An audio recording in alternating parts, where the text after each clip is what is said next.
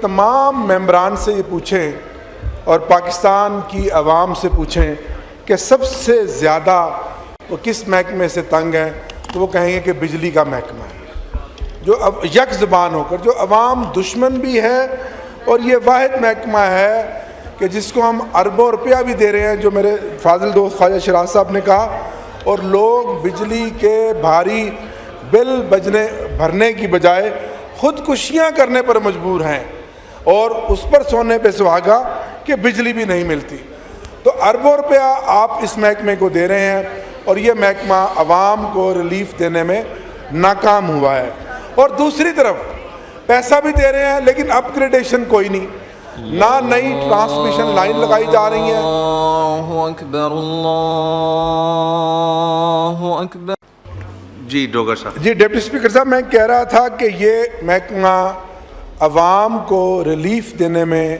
ناکام ہوا ہے، اور دوسری طرف جس طرح ہماری پارلیمنٹری لیڈر درتاج صاحبہ نے کہا کہ سب سے زیادہ بل اور 12-14 طرح کے ٹیکس بھی یہ وصول کر رہا ہے، تو میں اور لوڈ شیڈنگ اس کے علاوہ ہے 12-14 گھنٹے۔ ایک طرف حکومت رینویبل انرجی کی بات کرتی ہے، اور اگر کوئی سولر لگانا چاہتا ہے سسٹم اپنے گھر پہ یا کارخانے پہ، تو آج کل گرین میٹرز نہیں دے رہے اور اس کے ٹیرف میں چینج کر رہے ہیں، تو ایک تو اس پہ بھی نظر ثانی کریں۔ پچھلے سال بھی منسٹر صاحب نے کہا تھا کہ سولر لگانے والوں کو ہم انکریج کریں گے، اور اسی طرح سر جو ٹرانسفارمر اگر مل بھی جائے اور میٹیریل مل بھی جائے، اتنا ناقص ٹرانسفارمر، اس کے اندر میٹیریل اتنا ناقص استعمال ہوتا ہے کہ وہ چند ہفتوں کے بعد ہی ناکارہ ہو جاتا ہے۔ اور سر سب سے بڑا جو بوجھ ہے، جس طرح خواجہ شیراز صاحب نے کہا کہ آئی پی پیز، ان کے ایگریمنٹس کو از سر نو دیکھیں، نئے ایگریمنٹ کیے جائیں، اور یہ جو آئی پی پیز ہمارے خزانے کے اوپر بوجھ ہیں اور ہماری عوام کے اوپر ایک عذاب کی شکل میں، اور غریب آدمی کی جیبوں سے اربوں روپیہ نکالا جا رہا ہے، خون چوسا جا رہا ہے، اس سے جان چھڑائی جائے۔ اور آخر میں یہ کہ ہائیڈل پروجیکٹ، جو پانی سے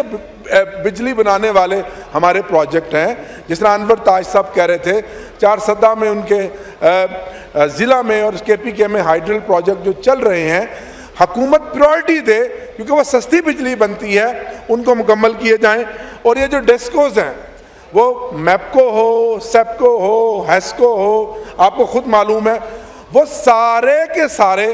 جو ہیں وہ عوام پر بوجھ ہیں، اور وہ اپنی اپنی جگہ پر ایک مافیاز بن گئے ہیں۔ تو ان سے جان چھڑائی جائے، ان کو پرائیویٹائز کیا جائے۔ بہت شکریہ۔